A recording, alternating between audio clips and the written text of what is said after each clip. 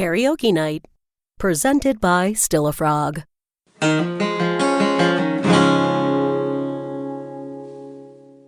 Her friend called her up and immediately told her to get out of her PJs. You have been having dates with Netflix, except without the hooking up part, for far too long.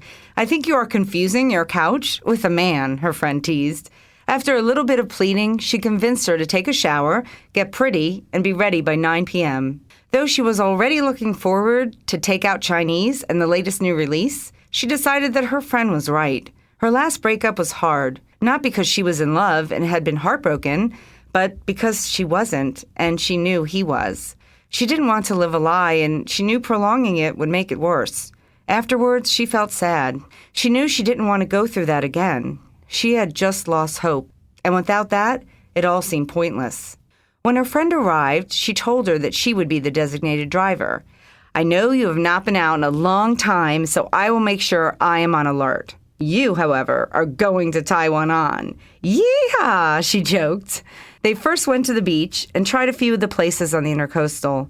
One had a piano player who played Billy Joel and Elton John songs. Another place had dance music and people grinding to it. But the first crowd was too mild, and the latter crowd too young. They all looked like they should be carded. Even so, they had a few drinks, and her friend made her do a couple shots, so she was certainly feeling good.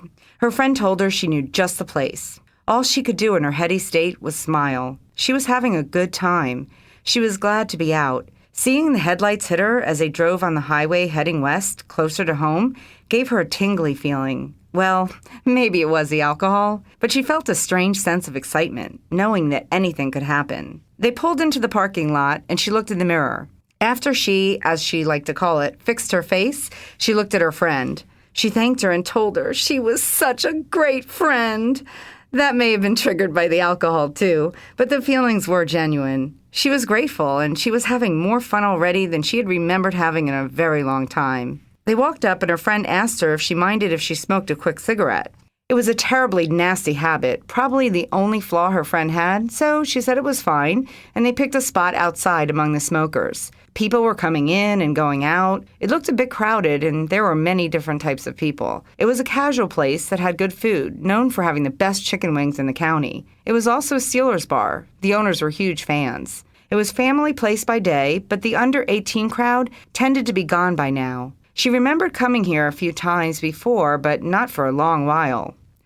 Karaoke was in full swing. She could hear the singing from outside. She always loved karaoke. She sometimes felt brave enough to go up there. Didn't embarrass herself, but she certainly wouldn't be a contestant on The Voice. It was something she just enjoyed, and it pleased her knowing that they would get to listen to others who were many times very talented and other times a little harder to listen to, which only gave you an excuse to drink even more. Liquid courage was something she already had, and she fully intended to fill out a slip of paper with her name and a song.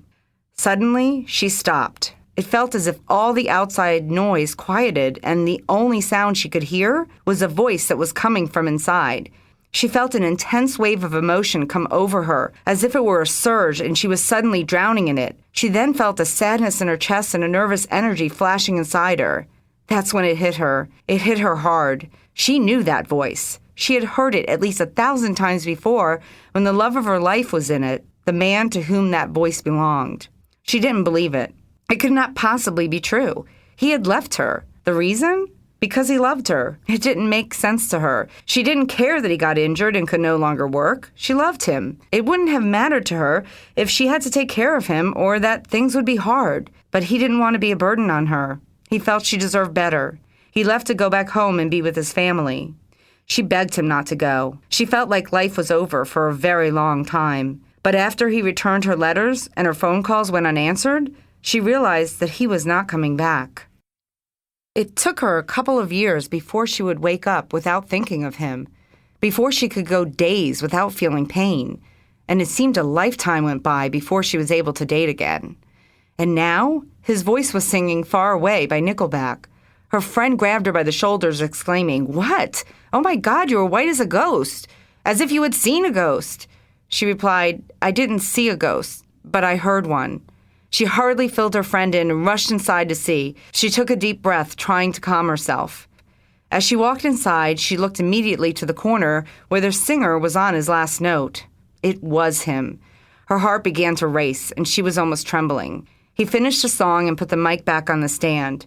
He glanced towards the doorway and saw her standing there. His eyes, his gorgeous slate blue eyes, pierced her instantly, wide with shock. He erupted in a smile and rushed over to her. He didn't seem to think about how she would react or what her life had been like since he left her 4.5 years ago. He just encircled her with his arms and pulled her so close and tight she was hardly able to breathe. He then tried to find his composure. "I'm so sorry. I don't even know what to say. I know it sounds so lame, but it is the truth. I miss you every single day. I don't know what you have been doing or who you have been doing it with, but I love you, still." She looked at him. She couldn't say much of anything. He told her they should have a drink. He apologized to her friend for not saying hi to her sooner.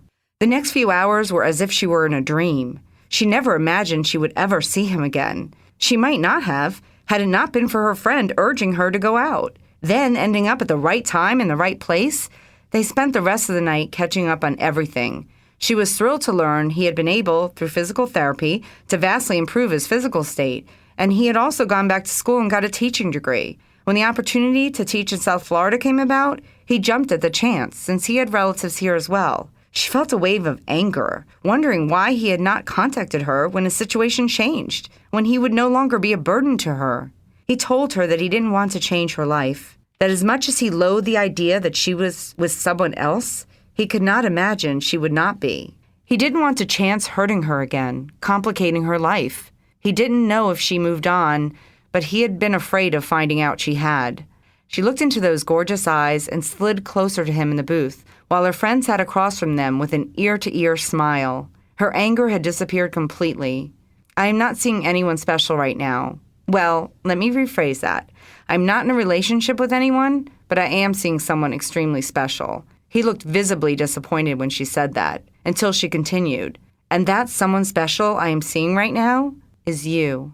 He smiled and leaned in to kiss her.